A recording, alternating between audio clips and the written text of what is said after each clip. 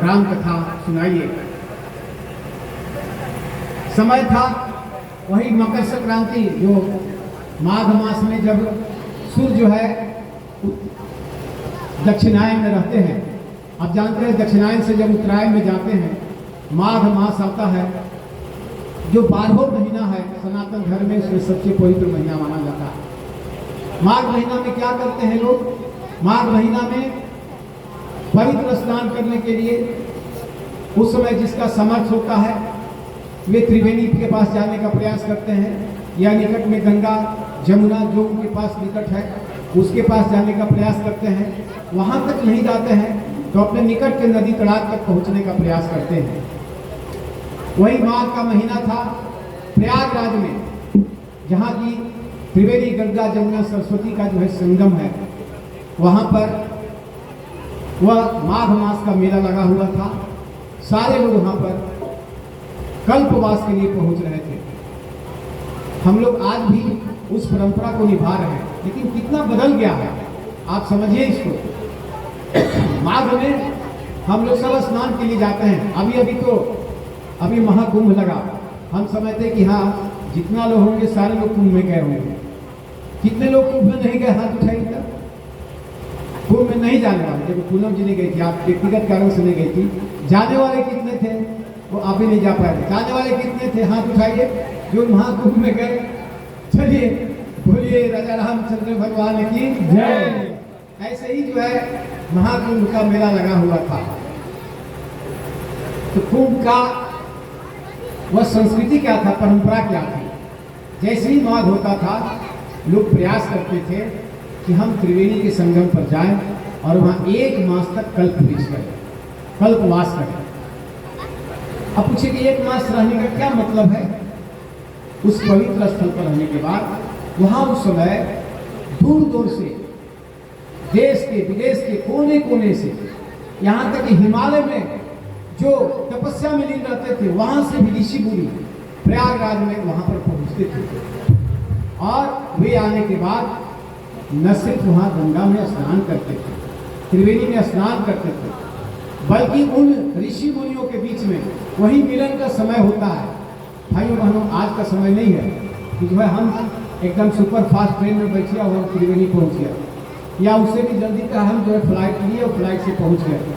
उस समय पैदल के अलावा और कोई रास्ता नहीं था। अब सोचिए जब हिमालय से आते होंगे कितना पहले चलते होंगे। जो दक्षिण भारत में हिंद महासागर के किनारे से आते होंगे या उधर गुजरात के कोने से आते होंगे, कितना उनको लंबा यात्रा करना पड़ता होगा। तो सभी लोग जाते थे तो वहाँ पर जब ऋषि मुनि पहुँचते थे तो उनके बीच में धर्म की चर्चा होती, शास्त्रार्थ होता था। ज्ञान की कोई सीमा नहीं है, सब कोई अपने अपने इष्ट के माध्यम से सिद्धि प्राप्त करता है। लेकिन आपकी सिद्धि, आपका ज्ञान क्या कहता है आज के समाज की समस्याओं के विषय में, लोगों को कल्याण के विषय में, दूसरे ऋषि का क्या कहता है ज्ञान, इस सबके बीच में शास्त्रार्थ होता था। बहुत अच्छा वह जो है 1 महीने तक की स्थिति बनती थी। लोग सुनने के लिए जाते थे, उनके माध्यम से, शास्त्रार्थ के माध्यम से अपने जीवन की समस्याओं का समाधान खोजते थे। उसी प्रयागराज में वह माघ के मेले में, त्रिवेणी में उस समय गए थे। याज्ञवल्क्य मुनि पहुंचे। भागवत मुनि बहुत पहले से वे प्रयागराज में ही निवास करते थे, उनका वही स्थान था। लेकिन भरद्वाज जी को मालूम हुआ कि प्रयागराज में याज्ञवल्क्य मुनि भी आए हुए हैं। याज्ञवल्क्य मुनि को अपना जो नियम था उसके हिसाब से, क्योंकि स्नान करने से, त्रिवेणी में स्नान करने से शरीर तो पवित्र हो जाता था, लेकिन मन को पवित्र करने के लिए दिशाबोध कराने की जरूरत पड़ती है, ज्ञान की जरूरत पड़ती है। वह शास्त्रार्थ से मिलता था, ऋषियों के संग में बैठने से मिलता था, सत्संग से मिलता था। तो प्रयाग से जब आदमी जब त्रिवेणी से लौटता था तो वह शरीर और मन दोनों को पवित्र करके लौटता था। तब समझता था कि हमारा जीवन का उद्देश्य हमको मालूम हो गया, और वह अपना आचरण में उतारने का, उत्तराल में उतार के अपने मानव जीवन को धन्य करने का प्रयास करता था। जब माघ मेला समाप्त हुआ, सभी ऋषि मुनि फिर अपने अपने आश्रम की ओर लौटने लगे, तो भरद्वाज जी ने जाकर याज्ञवल्क्य जी का पैर पकड़ लिया कहा कि मुनिवर इस बार आप जो है सो अभी नहीं जाए, कुछ दिनों के लिए और प्रयास करें और प्रवास करें, मेरे आश्रम में कुछ देर और प्रवास करें। जो भारद्वाज जी का भाव था उसको देखकर याज्ञवल्क्य जी उसको ठुकरा नहीं सके। उन्होंने कहा कि चलिए हमको आपका जो है यह आतिथ्य जो है स्वीकार है, हम रहने के लिए तैयार हैं। देखिए भारद्वाज जी अपने आप में ज्ञानी पहुंचे हुए संत थे, लेकिन याज्ञवल्क्य जी से कोई ईर्ष्या नहीं थी। याज्ञवल्क्य जी भी संत थे।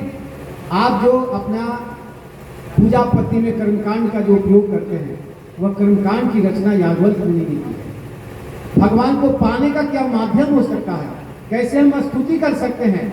संस्कृतों के छंद में, वेदों में जो आप ऋचाएं देखते हैं वो याज्ञवल्क्य मुनि ने, उनका जो है वह अनुसंधान था, उन्होंने दिया। वह याज्ञवल्क्य मुनि जी जुड़ जाते हैं। भारद्वाज जी भी संत पहुंचे हुए संत है, लेकिन दोनों के बीच में शास्त्रार्थ होना चाहिए। इसलिए एक दूसरे की ज्ञान अर्जन के लिए नहीं, समाज को दिशा देने के लिए, समाज के लिए जो जरूरी था उस पर जो है उन्होंने याज्ञवल्क्य जी को रोका। और याज्ञवल्क्य जी को रोकने के बाद भारद्वाज जी ने कहा, हे प्रभु, हमें जो है आपसे जो है राम कथा सुनने की इच्छा है। हमको पता है कि राम कथा जितना अच्छा और गहरे रूप में जितना ज्ञान आपको है उतना ज्ञान कहीं भी वह दुर्लभ है, कहीं नहीं मिल सकता है। इसलिए एक बार मेरी इच्छा है, मेरे जीवन को धन्य बनाइए और हमारे ज्ञान का जो है वह पूर्ति कीजिए, आप हमको राम कथा सुनाइए। वहीं से तुलसी बाबा शुरुआत करते हैं भारद्वाज और याज्ञवल्क्य मुनि के प्रसंग से। याज्ञवल्क्य जी राम जी को कथा सुनाते हैं। याज्ञवल्क्य जी जो है भारद्वाज जी को राम कथा सुनाते हैं और राम कथा का जब शुरुआत करते हैं तो उन्होंने कहते हैं वही जो आपने जो है हमने शुरू में जो गायन किया कि राम कथा किसी भी तरह से सुनने वालों को किस तरह से कल्याण होता है। राम कथा की शुरुआत करते हैं तो वे शुरू करते हैं कि राम कथा एक समय था जब शंकर जी ने पार्वती जी को सुनाया। शंकर जी बहुत अच्छे मिजाज में थे तो पार्वती जी ने कहा, हे प्रभु, आप बहुत अच्छे मिजाज में हैं, हम देखते हैं कि हमेशा आप राम को भजते रहते हैं, रामचंद्र को भजते रहते हैं। एक बार हमें जो है आप राम जी की जो है कथा सुनाइए। राम जी की कथा सुनाने के लिए शिव जी जो है वह पार्वती जी को लेकर अब देखिए कहाँ जाते हैं, क्या प्रसन्न है। भारद्वाज जी को याज्ञवल्क्य जी सुना रहे हैं। अब सीता जी वह पार्वती जी जो है वह शिव जी से वह राम कथा सुनना चाहती हैं, उस प्रसंग का उद्धरण करती हैं और शिव जी पार्वती जी को लेकर वहां भारद्वाज जी के मुनि में जाने का, भारद्वाज जी के पास जाने का प्रयास करते हैं।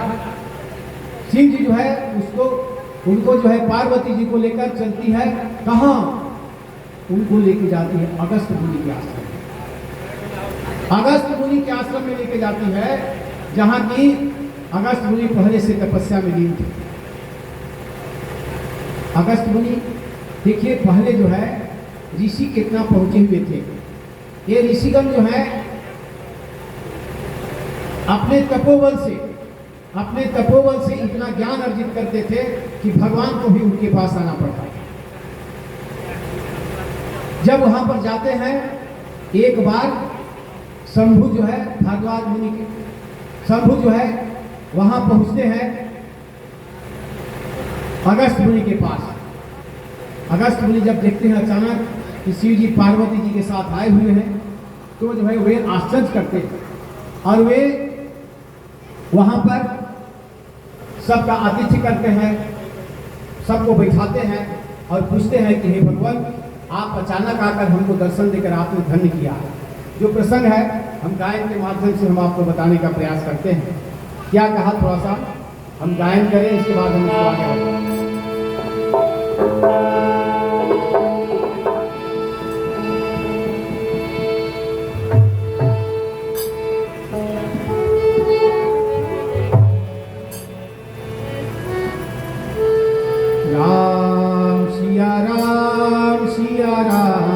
जय जय राम। जय जय राम।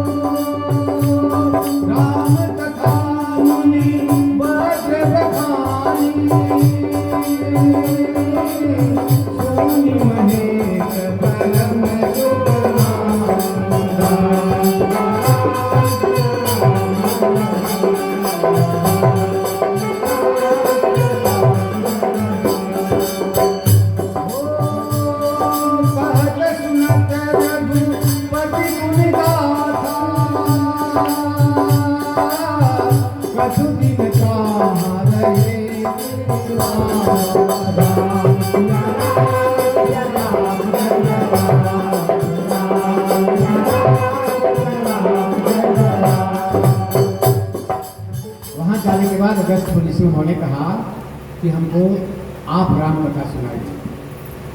वही अगस्त मुनि थे। अगस्त मुनि हमारे ऋषि लोग भी जो है सिर्फ जो है तपस्या नहीं करते थे, सिर्फ ज्ञान अर्जन नहीं करते थे, वे जो है शास्त्र के साथ शस्त्र का भी अध्ययन करते थे। अगस्त मुनि पहले आदमी थे जिन्होंने उन अस्त्रों का अनुसंधान किया जो आज के वैज्ञानिक युग में परमाणु बम बन रहे हैं। उस समय अगस्त मुनि ने परमाणु बम बनाकर रखा था और उनको पता था कि एक बार प्रभु राम अवतार में आएंगे और राम अवतार के बाद उनको जंगल में भटकना पड़ेगा, जंगल में वनवास के लिए आएंगे, उनकी पत्नी का जो है हरण होगा और हरण के बाद अपने माता सीता को खोज के लिए वे रावण से उनको युद्ध करना पड़ेगा। और युद्ध के लिए रावण के पास जितने अस्त्र हैं, रावण के पास जितने दिव्यास्त्र हैं देवताओं से प्राप्त, उसको मुकाबला करने के लिए उनको उनसे भी ज्यादा अस्त्र की जरूरत पड़ेगी। अगस्त मुनि इतने युग दृष्टा थे, उन्होंने उस सब आयुध को जो है आविष्कार, न सिर्फ आविष्कार करके बल्कि अस्त्र को जो है बना कर रखा था। वही हुआ जब प्रभु राम यहाँ से चले थे अत्रि मुनि के आश्रम से होते हुए सभी मुनियों का जितना भी राक्षसों का वध करते हुए अंत में जो है सबसे अंतिम में अगर कोई ऋषि से मुलाकात हुआ तो अगस्त मुनि के आश्रम में पहुंचे थे। वही दक्षिण भारत में, भारत आज बोलते हैं, आज इतना कम्युनिकेशन जुटा है तो लगता है भारत में हम जाते हैं, अगर हम दूसरे छोर में दक्षिण भारत में जाते हैं तो हम अकबका जाते हैं, घबराहट हो जाती है कि ट्रेनों को पहुंचने में समय लगता है। अगर हमारे पास पैसा रहता तो फ्लाइट से चले जाते, लेकिन उस समय सारा भारत एक था। यहाँ अत्रि मुनि चित्रकूट में और वहां पर दक्षिण में तमिलनाडु में वहां पर अगस्त मुनि थे। सभी के बीच में संवाद होता था और उनको एक एक पल की मालूम होती थी। अंत में राम वहां जाते हैं और वह राम जब दर्शन करते हैं, संवाद लेते हैं तो अगस्त मुनि बोलते हैं कि प्रभु आपको जिससे युद्ध करना है उसके पास दिव्यास्त्र है, उसके पास दिव्यास्त्र है। वह दिव्यास्त्र अति करने के लिए, जो उसके मुकाबला करने के लिए उसका तोड़ जो अस्त्र होना चाहिए वो अस्त्र मैंने बना के रखे हैं, आपको उसको लेके जाना पड़ेगा। इतने बड़े ज्ञानी जिसके पास राम की कथा जानने के लिए भगवान देवों के देव महादेव मैया पार्वती जी को लेके जाते हैं। और वही वहां जाने के बाद जब राम कथा, जब मुनि बखानती हैं, राम कथा सुनाती हैं, तो शंकर जी पार्वती जी को इतना अच्छा ऋषि का आश्रम लगता है, कुछ दिनों तक उनको रहने का मन करता है। कुछ दिनों तक रहते हैं शंकर जी पार्वती जी, रहते हैं, अच्छा लगता है। और रहने के बाद इसके बाद होता है, हो कहत सुनत रघुपति गुण गाथा, कछु दिन ताहा रहे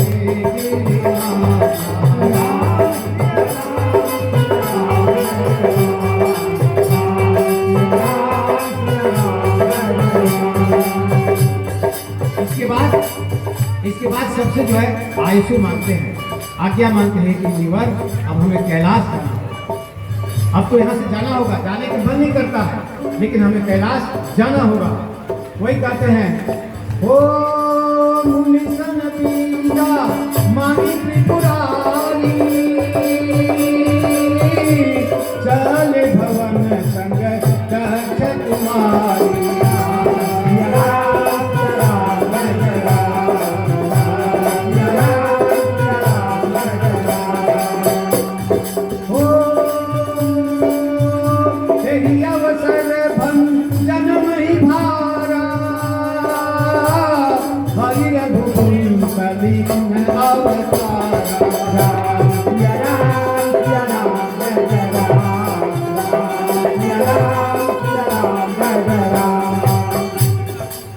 चलते हैं प्रभु श्री राम चलते हैं, जब शंकर जी पार्वती जब चलते हैं रास्ते में, शिव जी देव के देव महादेव हैं, सर्वज्ञ हैं, उनको उसी समय वह आभास होता है कि जिस हम अगस्त मुनि के माध्यम से, जिस कुंभज ऋषि के माध्यम से हमने राम कथा सुनी, तो राम का तो अवतार हो चुका है, राम का अवतार हो चुका है।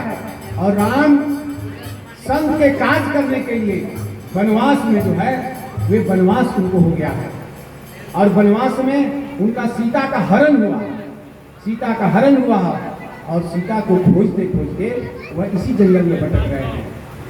शिव जी कहते हैं कि ऐसा हो जाता कि हम लोग जो वापस हो गए हैं, वापस होते हुए जो राम और लक्ष्मण दोनों भाई भटक रहे हैं, रास्ते में उनसे मुलाकात हो जाती। काश ऐसा हो जाता विधि का संयोग कि हम लोग को रास्ते में मुलाकात हो जाती। वह जो है हमारे प्रभु आराध्य का, देखिए क्या है रहस्य, संत मुनि भी बताते हैं। राम जी शिव जी को याद करते हैं, शिव जी राम जी को याद करते हैं, तो वह जो है दोनों एक दूसरे का आराध्य कहते हैं। तो शिव जी जो है सभी शक्ति के एक संतुलन का केंद्र बिंदु है। वह सोचते हुए शिव जी पार्वती जी के साथ जा रहे हैं। पार्वती जी को नहीं मालूम, लेकिन शंकर जी बार बार यही कामना करते हैं कि राम जी जब भटक रहे हैं जंगल में, काश समय रास्ते में भेंट हो जाता। वो यही कह रहे हैं, हो मुनिसन बीता मानी त्रिपुरारी, चले भवन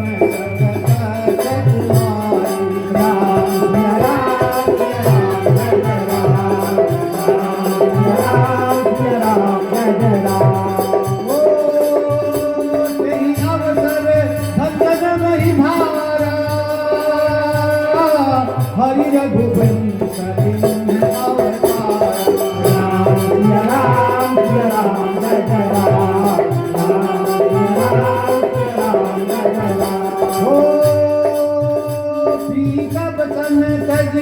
राजू उदासी, दंडक बन पीछे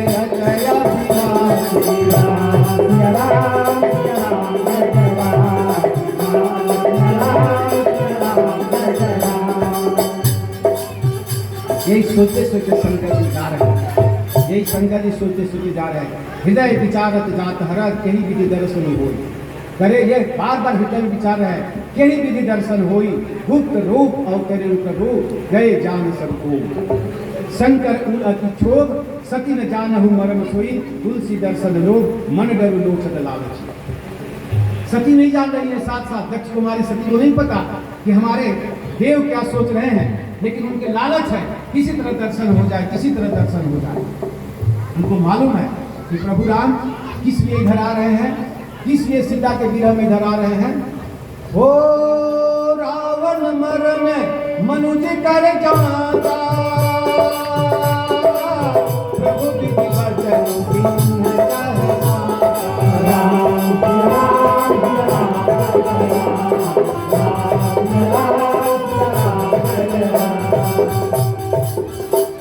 सोचते हुए जा रहे हैं, तब तक से जो है उनको प्रभु राम रास्ते में दिख जाते हैं। राम जी का शंकर जी पार्वती जी को दर्शन हो जाता है। राम जी तुरंत जो है उनको प्रणाम करते हैं।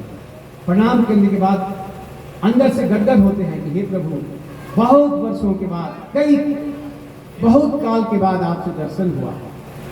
पार्वती जी भी वह उनके साथ उनका शीश नवाती हैं, दर्शन लाभ लेती हैं, और इसके बाद शंकर भगवान और पार्वती जी आगे चलते हैं। आगे चलते हैं शंकर भगवान, वह गदगद है कि हमें प्रभु राम जी के जिसकी कामना की उनका हमको दर्शन हो गया। लेकिन सती जो है, उसमें पार्वती जी ने उनका सती दक्ष कुमारी थी, सती जो है वह बार बार उनके मन में संशय हो जाता है कि अरे जो हमको कुंभद ऋषि ने जिनकी कथा सुनाई कि राम व समर्थ, वह विष्णु के अवतार, और एक ये राम हमको रास्ते में मिले, दोनों भाई राम लक्ष्मण सुने थे, दशरथ राजा दशरथ के पुत्र, ये ऐसे भटक रहे हैं, ऐसे भटक रहे हैं, यह जो है अपनी पत्नी के वियोग में नाना हमको संदेह है, ये वो राम नहीं हो सकते हैं, ये वो राम नहीं हो सकते हैं, हमें संशय है। शिव जी जब देखते हैं पार्वती जी नॉर्मल मूड में नहीं है, सामान्य स्थिति में नहीं है, देखते हैं चिंतित मद में, शिव जी को जो है वह पार्वती जी का भ्रम जो है समझ में आ जाता है। शिव जी सोचने लगते हैं, हे विधि लग रहा है कि कुछ अनिष्ट होने वाला है। पहले ही से वह हो जाते हैं कि लगता है कि कुछ अनिष्ट होगा। अब इस सती को समझाना बड़ा मुश्किल है। अंत में सती जो है वह अपना जो आशंका को जो है वह शंकर जी के सामने रख देती है कि प्रभु आप आप उनका आराधना करते हैं, आप देवों के देव महादेव हैं और आप जिसकी आराधना करते हैं आप समर्थवान हैं और आप एक देख रहे हैं कि यह जो है वन में ऐसे एक समान मानव की तरह जो है वह जंगल में घूम रहे हैं और वह पत्नी के वियोग में क्या वो प्रभु हो सकते हैं? अगर वह विष्णु के अवतारी होते तो उनको पता होता कि हमारी पत्नी का हरण किसने किया, हमको जाना कहाँ है, और उनको पत्नी को जो है वह उस जो है अत्याचारी के वध करके और पत्नी को वापस लाने की क्षमता थी। शंकर जी ने समझाया सती को कि सती जी ऐसा है कि अभी नरलीला कर रहे हैं।